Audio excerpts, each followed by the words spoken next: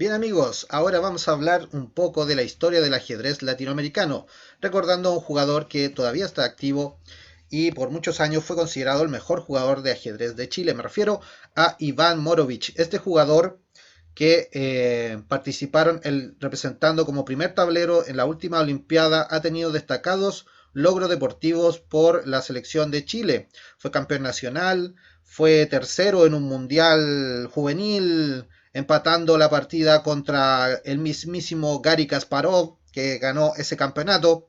Ganó el torneo internacional de Las Palmas, ganó un match frente al vicecampeón del mundo Víctor Korchnoi, empató un match contra Boris Spassky, una larga trayectoria para este dinosaurio del ajedrez mundial, Iván Morovich.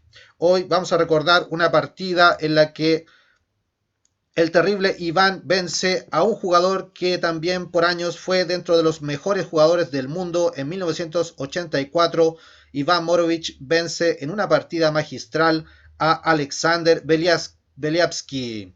Vamos a ver la partida ya. Bien, vamos a ver la partida ahora entre Iván Eduardo Morovich Fernández versus Alexander Beliavsky con piezas negras. La partida comienza con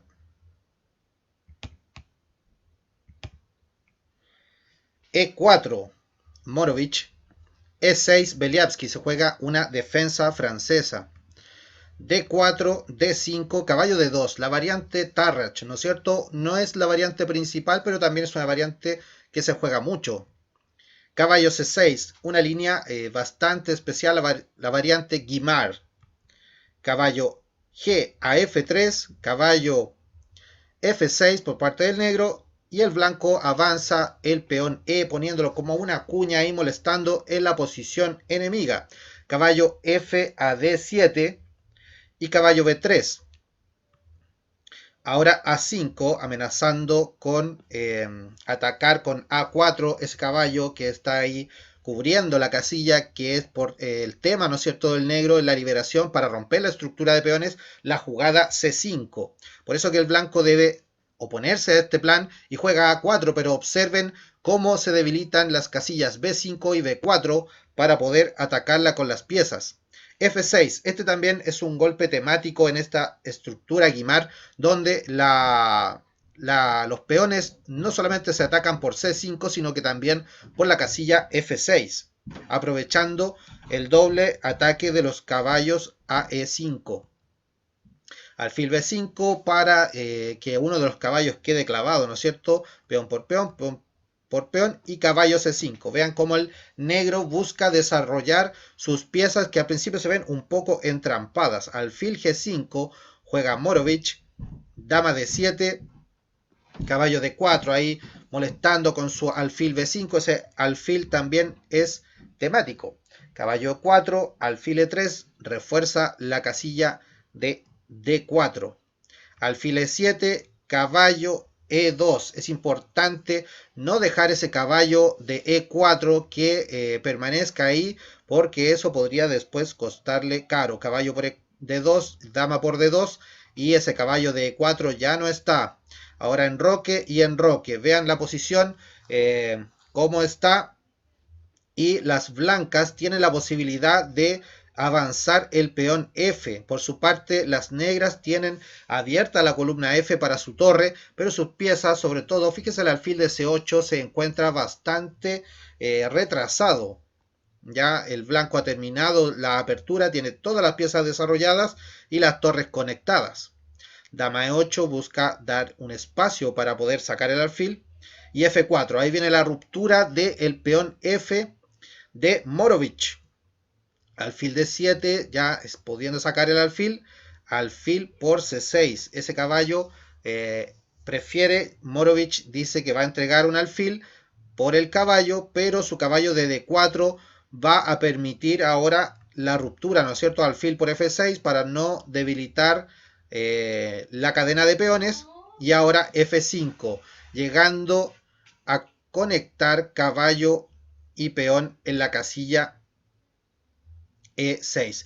Caballo por E6 se encontraba con la molesta réplica alfil B4, ¿no es cierto? Tocando la dama, tomando y amenazando el caballo de E6. Ahora E por F5, caballo por F5, vean el caballo de Morovich cómo está bien ubicado y los alfiles todavía no entran en juego, pero esto va a requerir maniobras rápidas y de mucha energía, porque si se logra consolidar la posición, los alfiles pueden ser una ventaja. Dama de 7, dama de 3 en la peligrosa diagonal atacando al enroque. Torre A E8, Beliavsky trae las torres a defender al centro y cerca de su rey. Alfil D4, preparando una molesta avance del peón y con una descubierta sobre G7. Dama E6, la dama. Vean, la dama, la tremenda dama, tiene que dedicarse a bloquear un simple peón. Torre F3, ahora viene la torre a entrar al ataque y también se prepara para qué, amigos, se prepara para doblar de torre, ¿no es cierto? La columna F la está dominando el chileno Iván Morovich. Ahora viene B6 para no tener la debilidad del peoncito de A5 y poder dedicarse a la defensa del centro flanco rey. B3 lo mismo. Alfil B7, el alfil da paso al peón de C5 para ir a luchar contra el alfil, ¿no es cierto? Contra ese poderoso alfil.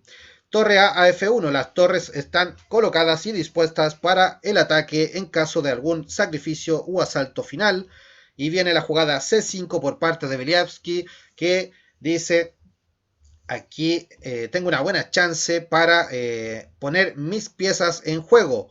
Pero se encuentra con la sorprendente jugada de Iván Morovich, dama B5, una jugada enigmática, ¿no es cierto? Sacrificando el alfil y no se ve muy bien cuál es la respuesta, pero viene C por D4 y viene la jugada dama por B6, sacrificando la dama, ¿no es cierto?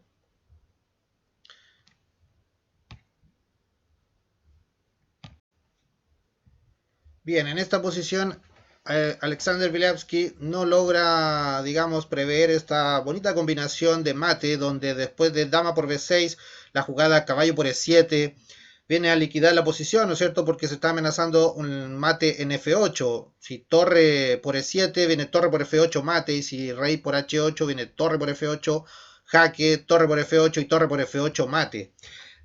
Muy bueno el mate, ¿no es cierto? Y la base de la combinación de Morovich es el doblaje de las torres en la columna F y el salto del caballo con un jaque que obliga, ¿no es cierto?, a primero eliminar el jaque y después eliminar la presión del doblaje de torres por la columna F.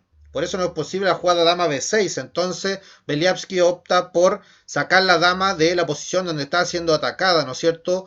Y jugar dama por E5. Aquí con la jugada dama por E5,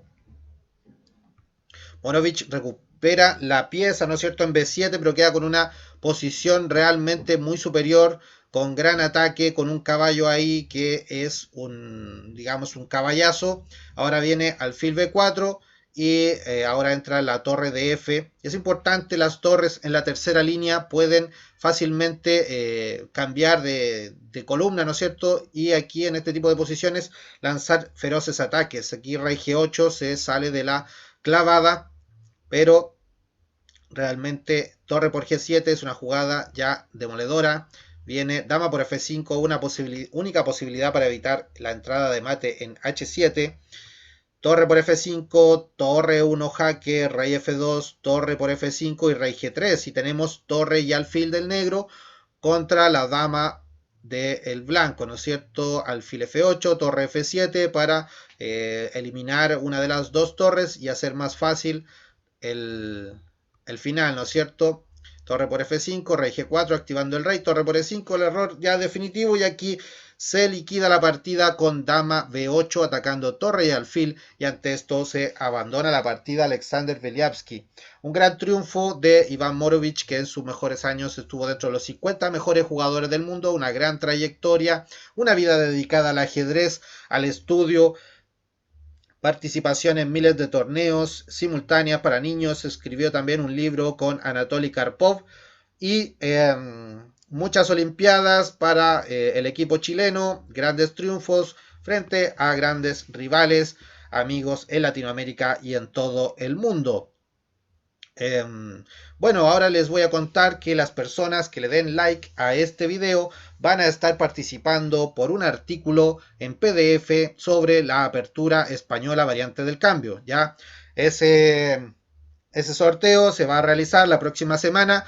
Les vamos a estar informando para que ustedes se suscriban al canal y puedan ver el resultado, si son los ganadores de este artículo, que les facilite el poder estudiar la apertura española, que es una apertura clásica, ¿no es cierto?, que de las que más se juegan y que es importante estar al corriente de cuáles son las principales líneas teóricas. Grandes jugadores como el mismo Bobby Fischer la utilizaron con gran éxito.